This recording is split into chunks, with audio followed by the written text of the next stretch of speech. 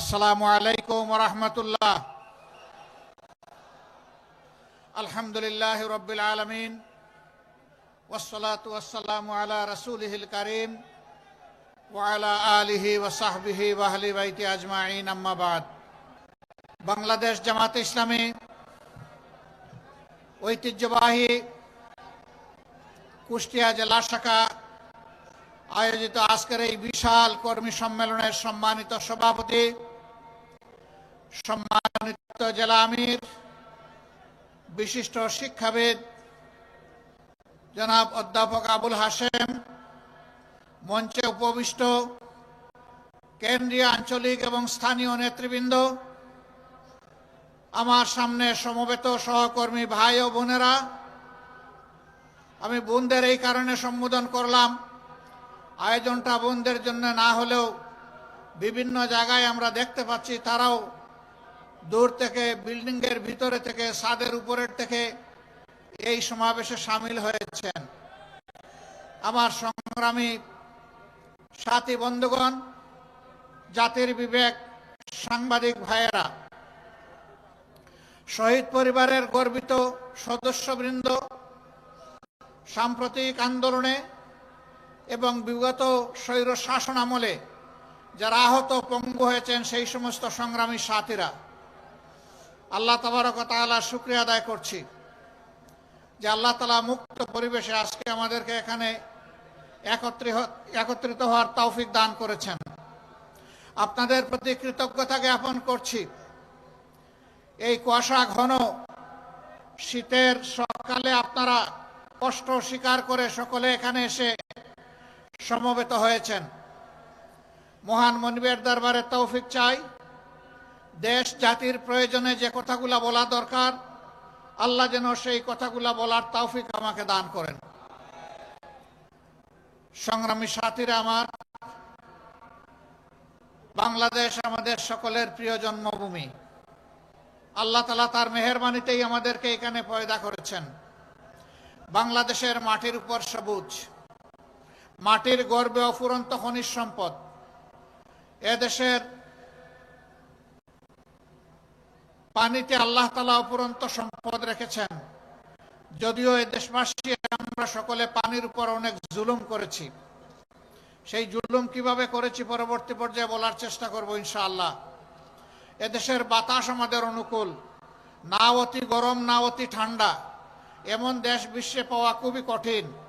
আল্লাহ তাআলা সকল নিয়ামতের দিক থেকে আমাদেরকে সমৃদ্ধ করার পাশাপাশি ছোট্ট দেশে বিপুল জনসংখ্যা আল্লাহ আমাদেরকে দান করেছেন। জনসংখ্যা সত্যিকার অর্থে জনশক্তি, জনসম্পদ। যখন এই জনসংখ্যাকে সঠিকভাবে গড়ে তোলা হয়, আর যখন এই জনসংখ্যাকে প্রকৃত শিক্ষা প্রশিক্ষণ দেওয়া না হয়, তখন জনসংখ্যা একটা দেশের আপদে পরিণত হয়, তখন এটার সম্পদ থাকে না। আমরা আমাদের জনসংখ্যাকে জনশক্তিতে পরিণত করতে চাই ইনশাআল্লাহ। প্রিয় দেশবাসী, এ দেশ আমাদের সকল ধর্মের, সকল বর্ণের মানুষের। আমরা যুগ যুগ ধরে এই দেশে শান্তিপূর্ণভাবে পাশাপাশি বসবাস করে আসছি। আমরা দুইবার এর পূর্বে আমরা স্বাধীন হয়েছিলাম, 47-এ, 71-এ। যারা এই স্বাধীনতার লগ্নে জাতিকে ওয়াদা করেছিলেন যে সমস্ত অধিকার ফিরিয়ে দেওয়ার, তারা কেউ অধিকার ফিরিয়ে দেননি, তারা কথা রাখেননি। তারা দফায় দফায় জাতির সাথে বেঈমানি করেছে। জাতির প্রত্যাশা পূরণ হয়নি। বিশেষ করে স্বাধীনতার পর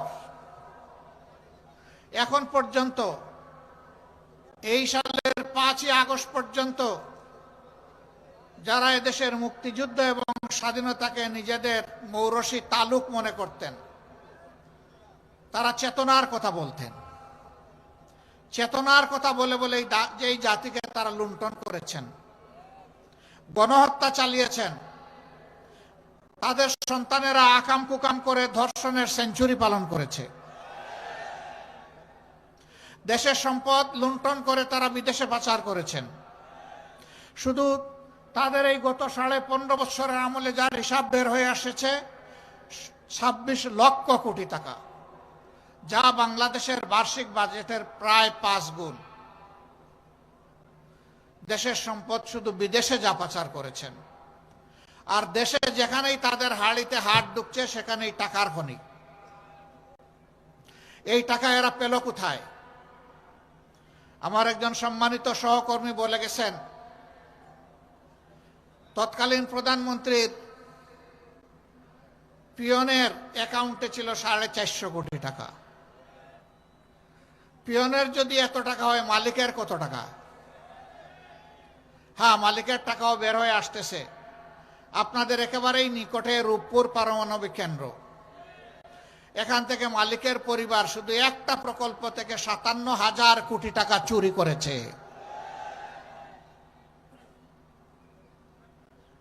এইভাবে যেখানেই মেগা উন্নয়নের কথা বলা হয়েছে সেখানেই মেগা ডাকাতি করা হয়েছে। একটা পদ্মা ব্রিজ তৈরি করতে যে পরিমাণ টাকা খরচ হয়েছে, তাই দিয়ে কমপক্ষে 4টা পদ্মা ব্রিজ তৈরি করা যেত। তাহলে বাকি 3টা গেল কোথায়? হিসাব একেবারেই পরিষ্কার। বিদেশের টাকা দিয়ে যারা দেশের টাকা দিয়ে যারা বিদেশে বেগমপাড়া গঠন করেছেন, তারাই এই টাকা চুরি করেছে। কিন্তু চুরের মার বড় গলা। কুষ্টিয়া অবশ্য এটা বলে না। কুষ্টিয়া কি বলে যে চুরের মার বড় গলা? কুষ্টিয়া কি মাঝে মধ্যে গরু চুরি হয়? সারা বাংলাদেশে হয়, আমাদের ওদিকেও হয়েছে। গরিব এক গেরস্তের একবার 2টি বলদ চুরি হয়েছে। তিনি খবর পেয়েছেন অমুক গ্রামের চুররা তার বলদ চুরি করে নিয়ে গেছে। সেখানে গিয়ে তিনি দেখেও আসলেন তার বলদ দুটো ওখানে একজন চুরের হেফাজতে আছে। গরিব মানুষ, এই 2টা বলদই তার জীবনের সম্বল। এই দিয়ে অন্যের জমি চাষ করে যা পান তার পরিবারের খোরাক যুগে। তিনি কিছু টাকা জোগাড় করলেন, বুঝলেন যে এমনি এমনি ছেড়ে দেবে না। গেছেন চুরের বাড়ির এলাকায়, গিয়ে শুনলেন যে চুরের বৃদ্ধ মা জীবিত আছে। ওই বাড়িতে গিয়ে নিজের পরিচয় না দিয়েই বললেন যে আমি আপনার একজন সন্তান, আপনি আমাকে সাহায্য করেন। তো জিজ্ঞেস করলেন তুমি কিভাবে আমার সন্তান হও? বলে আমি আপনার সন্তানের মতোই একজন। আপনার সন্তানেরা আমার 2টি বলদ নিয়ে এসেছে, আমি কষ্ট করে কিছু টাকা পয়সা হাতে নিয়ে এসেছি। আমি জানি না ওনারা কত চাহিদা জানাবেন, ওই চাহিদা অনুযায়ী আমার দেওয়ার কোনো সুযোগ নাই, আমার সম্বল নাই। আমি দাঁড় দেনা করে কিছু টাকা এনেছি, আপনি যদি মা হিসাবে আমাকে একটু সাহায্য করতেন। ওই মহিলা বলতেছে, বাবা এখন তো পায়ে ধরে মা বলতেছো, আমার সন্তানটা যদি গরুর রশি সহ ওখানে দরা খাইতো 2-4টা কি কম দিতা? তখন তো পিঠের উপরে সবগুলো একসাথে বসাইয়া দিতা। এমনকি অনেক জায়গায় তো গণপিটুনিতে জীবনও যায়। তখন যেমন তুমি কোনো কমতি করতা না, এখন পুরা হিসাব করে দিয়ে যাও এটা যারা চায়। এরাই বলে চুরের মার বড় গলা। এরা বিভিন্ন প্রকল্প থেকে কন্ট্রাক্টর নিয়োগ করেছে নিজের দলের লোকদেরকে, দিয়ে বলেছে বেটা তুমি যদি আমার দলের না হতা এটা পেতা না, যেহেতু তুমি পেয়েছো এতটুকু আমার আর এতটুকু তোমার, এরপরে যা বড় কাজ করো। প্রত্যেকটা প্রকল্পে এই কাজ করেছে। আমি আর মামু মিলে কারবার চালাইছি, এর বাইরে যায়নি। এইভাবে তারা দেশটাকে ফুকলা করেছে, ব্যাংকগুলাকে শেষ করে দিয়েছে। সবচাইতে শক্তিশালী ব্যাংক ছিল এদেশের আপামর জনগণের ব্যাংক ছিল, জাতি ধর্ম বর্ণ নির্বিশেষে ব্যাংক ছিল ইসলামী ব্যাংক বাংলাদেশ লিমিটেড। ডাকাত এস আলমকে লেলিয়ে দিয়ে ভাগ বাটুরা করে সেই ব্যাংকটাকে শেষ করে দিয়েছে। আমরা শুনেছি এই ব্যাংকের টাকা চুরি করেছে শেখ হাসিনার বোন শেখ রেহানা, একই পরিবার। এখন এই চুরির দায়ে তারা লন্ডনেও ধরা খেয়েছে। শেখ হাসিনার বোনের মেয়ে সেখানে সংসদ সদস্য এবং ভাগ্যক্রমে তিনি হয়েছিলেন মন্ত্রীও। এখন তিনি দুর্নীতির দায়ে সেখানে দুর্নীতি দমন কমিশন তাকে জিজ্ঞাসাবাদ করছে। এটা বাংলাদেশ এবং জাতির জন্য লজ্জা।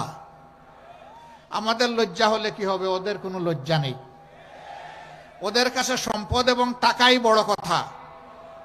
অথচ তারা বলতেন, মা হারিয়েছি, বাপ হারিয়েছি, ভাই হারিয়েছি, সব হারিয়েছি, এদেশে আমার পাওয়ার কিছু নাই, আমার কলিজা, আমার হৃদয় বাংলাদেশের জন্য। কথা খুব সুন্দর, কিন্তু তিনি ছাড়া তার পরিবারের জীবিত কোনো সদস্য বাংলাদেশে থাকতেন না। তিনি ছাড়া তার পরিবারের কোনো সদস্য, তার ছেলে, তার বোনের মেয়ে এবং ছেলে, তাদের জন্য বাংলাদেশের কোনো ছেলে এবং মেয়ে তাদের পছন্দ হয় নাই। দুইজন বিয়ে করেছে, দুইজন খ্রিস্টান মেয়ে, একজন বিয়ে করেছে একটা ইহুদি ছেলেকে, কোনো অসুবিধা নাই, তারাও মানুষ। তো বাংলাদেশকে এত ভালোবাসেন, দুই একটা মেয়ে ছেলে এখানে ভালোবাসতে পারলেন না? এই তাদের ভালোবাসার নমুনা। বাংলাদেশ ছিল তাদের ইনকাম সোর্সের জায়গা, আর তাদের কলিজা ছিল বিশ্বের অন্য জায়গায়। এই দেশের প্রতি তাদের দুঃখ দরদ থাকবে না, এটাই স্বাভাবিক। বলবেন তা গেল শেখ পরিবারের ব্যাপার, তাদের তো আরো অনেক এমপি ছিল, মন্ত্রী ছিল। খোঁজ নিয়ে দেখেন, সবগুলার ছেলে মেয়ে এখন বিদেশে, পরিবার বিদেশে। কোথায়? বেগমপাড়ায়। কেন? তারা এই দেশকে যদি ভালোবাসতো তাইলে এই দেশেই তারা থাকতো, এই দেশের উন্নয়নে তারা অবদান রাখত। বাংলাদেশের শিক্ষাকে শেষ করে দিয়েছে। শেষ করবে না কেন? তাদের কোনো সন্তান তো এই দেশে লেখাপড়া করে না। কাজেই এই দেশের শিক্ষা এবং শিক্ষা প্রতিষ্ঠানের প্রতি তাদের দরদ থাকার কোনো প্রশ্নই উঠে না। তিলে তিলে এই দেশের শিক্ষাকে ধ্বংস করে জাতির মেরুদণ্ডটা ধ্বংস করে ফেলেছে। এরপরে কষ্ট করে গরিবের সন্তানেরা এই দেশে থাকে, যেটুকু পারে নিজের মেধা দিয়ে সংগ্রাম করে একটু ভালো রেজাল্ট করে, কিন্তু রেজাল্ট করার পরে তার কাঙ্ক্ষিত আর কোনো চাকরি জুটে না, ছেলেরও জুটে না, মেয়েরও জুটে না। কৌটার জালে বন্দি। কোনো দেশে দুনিয়ায় নিয়ম নাই। শতকরা 56 জন চলে যাবে কৌটায়, 44 জন যাবে মেধায়। সেই মেধায় হিসাব করা হবে কোনটা কোনটা আমাদের দলের। আওয়ামী লীগ যেটা করবে না, নিঃশর্ত আনুগত্য স্বীকার করবে না, তাদের কোনো চাকরির জায়গা বাংলাদেশে নাই। এই বৈষম্যের বিরুদ্ধেই আমাদের সন্তান সন্ততিরা রাস্তায় নেমেছিল। তারা বলেছিল কুঠার সংস্কার করো, বিলুপ্তি নয়। মুক্তিযোদ্ধা পরিবারকে আমরা সম্মান দেখাতে চাই, আরো কিছু পিছিয়ে পড়া গোষ্ঠীকেও আমরা সম্মান দেখাতে চাই, কিন্তু সেইটা হবে ন্যায্যতার ভিত্তিতে। আমরা অন্যায় কিছু মেনে নেব না। আর 18 সালের গুছা করে আন্দোলনের পরে বললেন যা, আর কোনো কুঠাই রাখবো না। আবার কায়দা করে আদালতের মাধ্যমে পুরা কুঠা আগের মতো ফিরিয়ে নিয়ে আসলেন। ছাত্র সমাজ বুঝলো যে তাদের সাথে এটা ধোঁকাবাজি করা হয়েছে, তাই এবার তারা আন্দোলনে নেমেছিল। তাদের ধারণা ছিল জামাতে ইসলামীকে ক্ষতি করেছে, এদেশের সেনাবাহিনীর ক্ষতি করেছে, এদেশে হেফাজতে ইসলামের অসংখ্য মানুষকে, হুফাজকে, আইতামকে খুন করেছে, সবগুলা হজম করে ফেলেছে। এখন ছাত্রদেরকে হজম করতে পারবে। এই জন্য মুগর বাহিনী আর গুলিয়ার বন্দুক দিয়ে তাদের বিরুদ্ধে আন্দোলন দমনের জন্য পাঠিয়েছিল। ক্ষমতার শেষ দিন পর্যন্ত জিজ্ঞেস করেছিল যে এই আন্দোলন কিভাবে দমন করতে হবে। বাহিনী প্রধানগণ জবাব দিয়েছিলেন, কয়েক লক্ষ মানুষকে খুন না করলে এই আন্দোলন দমন করা যাবে না। বলেছিল কয়েক লক্ষ নয়, কোটিও যদি খুন করতে হয় তাও তোমরা এই আন্দোলন দমন করো।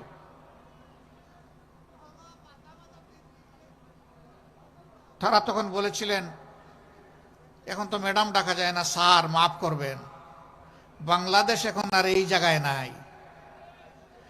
এখন এই 5-7 লক্ষ সেনাবাহিনী আর পুলিশ বাংলাদেশকে কন্ট্রোল করতে পারবে না। এখন বাংলাদেশে 10 কোটি যোদ্ধা রাস্তায় নেমে এসেছে। একজন মা তার 10 মাসের শিশুকে কুলে নিয়ে রাস্তায় এসেছিলেন। সাংবাদিক বন্ধুরা প্রশ্ন করেছিল, আপনি এই সাংঘাতিক কাজ করতে গেলেন কেন? বলে কি করেছি? যে অবুঝ এই দুধের শিশুকে কুলে নিয়ে আপনি কেন রাস্তায় এসেছেন? মুহুর্মুহু গুলি, লাশের পর লাশ, ছুপ ছুপ রক্ত, আপনি কেন এখানে অবুঝ শিশু নিয়ে এসেছেন? তিনি বলেছিলেন, শিশু আমার একটা নয়, যতগুলা যুবক যুবতী আজকে রাস্তায় নেমেছে সবগুলো আমার সন্তান। ওই সন্তানদের জীবনের প্রতি সম্মান রেখে আমি আমার এই সন্তান নিয়ে এখানে এসেছি। সাংবাদিক ভাইয়েরা আবার প্রশ্ন করেছে, গুলি এসে যদি আপনাকে আর আপনার সন্তানের জীবন প্রদীপ নিভিয়ে দেয় তখন কি হবে? তিনি বলেছেন, আমি আমার সন্তান শহীদের মিছিলে শরীক হয়ে যাব। 7 বছরের একটা শিশু, সে হাতে ইটের টুকরো নিয়ে পুলিশকে তেড়ে যাচ্ছে। যুবকরা তাকে ধরে এনে বলেছে, এই তুমি এটা কি করছো? বলে যে আমাকে আমার কাজ করতে দিন। তুমি কি কাজে এখানে এসেছো? আমি আন্দোলন করতে এসেছি। কেন তুমি এই ছোট্ট শিশু আন্দোলন করবে? বলে যে পুলিশ আমার ভাইকে খুন করেছে। কে তোমার ভাইকে?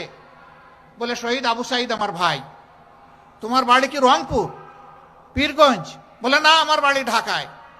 তাহলে ও তোমার ভাই হয় কেমনে? বলে যে ও আমার ভাই হবে না তো কে হবে? যে মানুষের মুক্তির জন্য রাস্তায় নেমে জীবন দিয়েছে সেই আমার ভাই। তুমি যাও, আন্দোলন আমরা করব।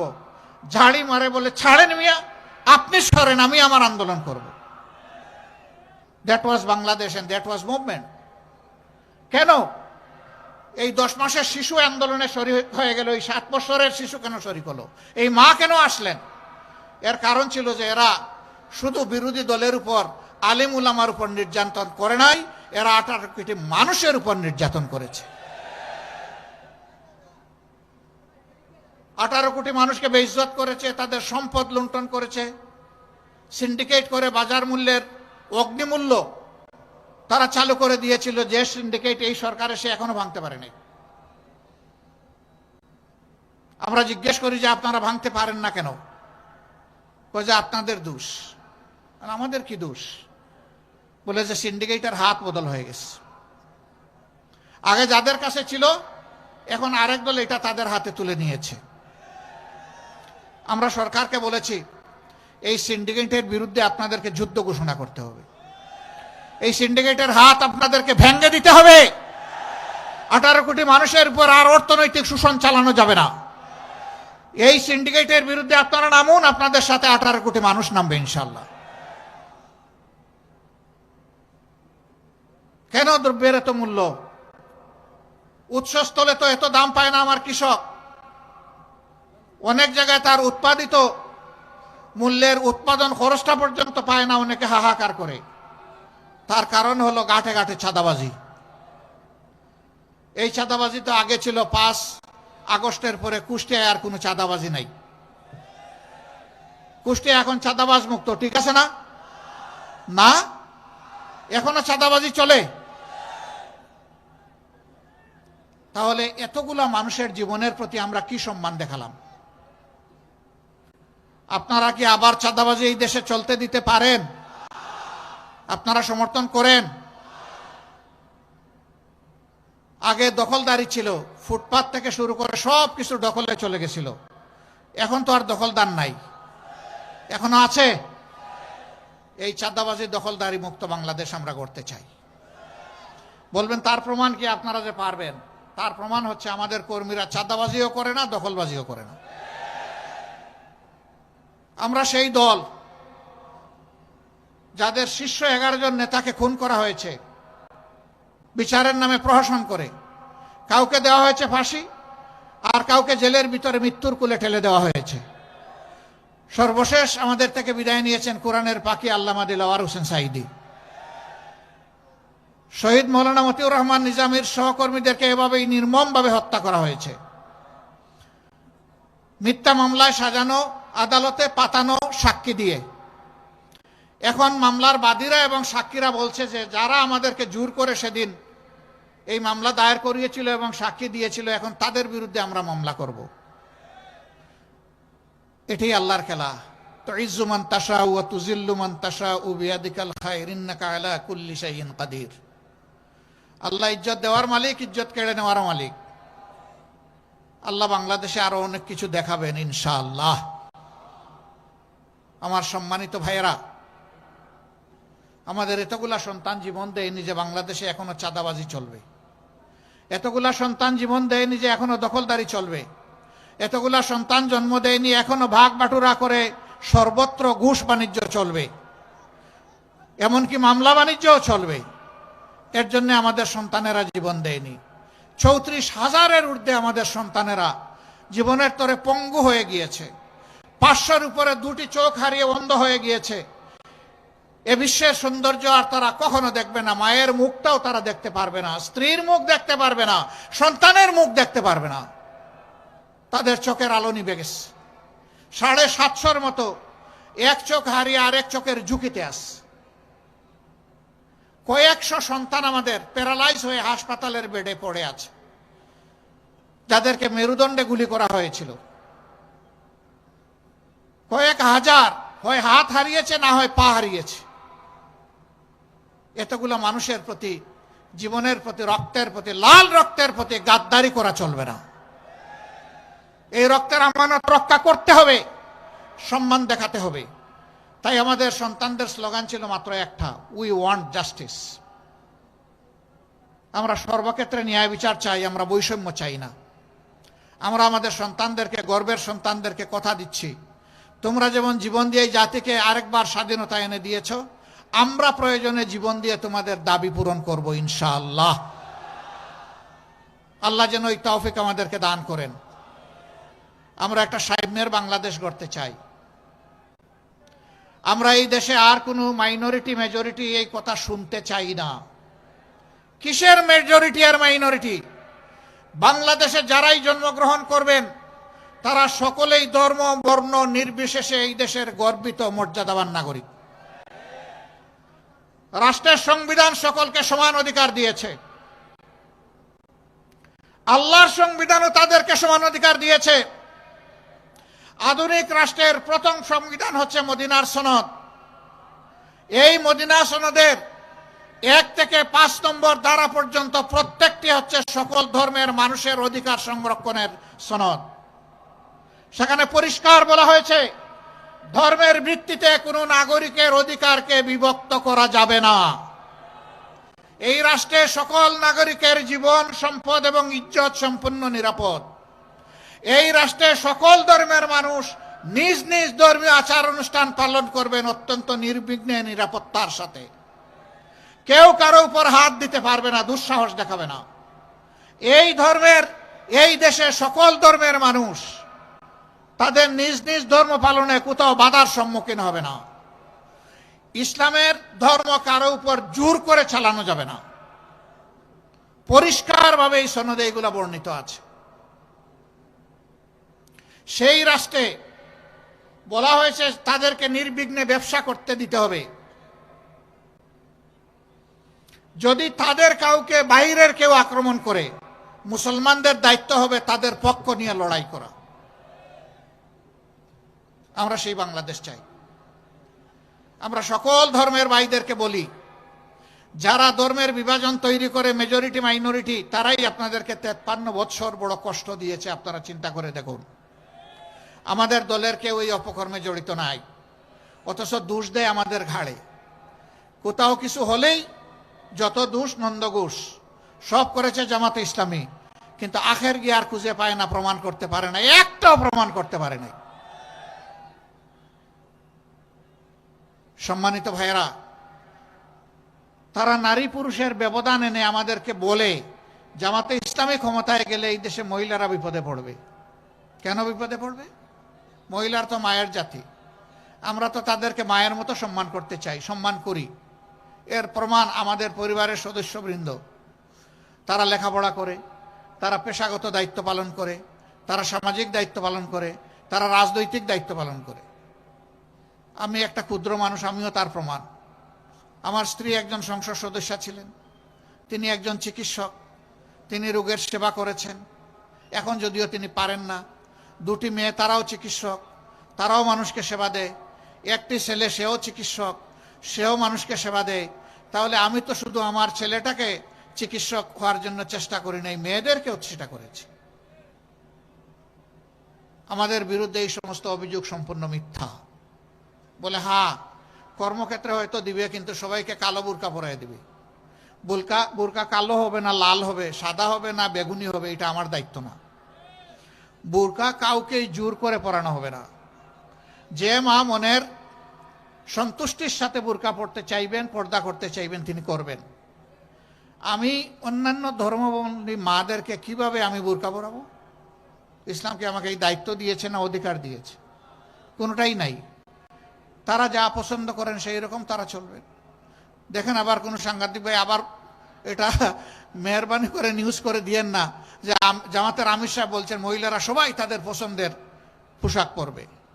মাঝে মাঝে করেন আপনারা এগুলো। আমি যা বলি না আমার নামে চালান দিয়ে দেন। সবাই না, দুই একজন। আর দুই একজনের কারণে আমরা সকলের উপরে কষ্ট পাই। ওই দুই একজনকে আপনারা একটু আটকায় দিবেন সবাই মিলে, কেউ যাতে এই অপকর্মটা না করতে পারে। এটা অপকর্ম। আমি যা বলবো না আমার নামে তা চালান দেওয়া, এটা অপকর্ম। আপনার কথাটা আপনার মতো করে আপনি বলেন, আপনার পরিচয়। আমার পরিচয় বলবেন কেন?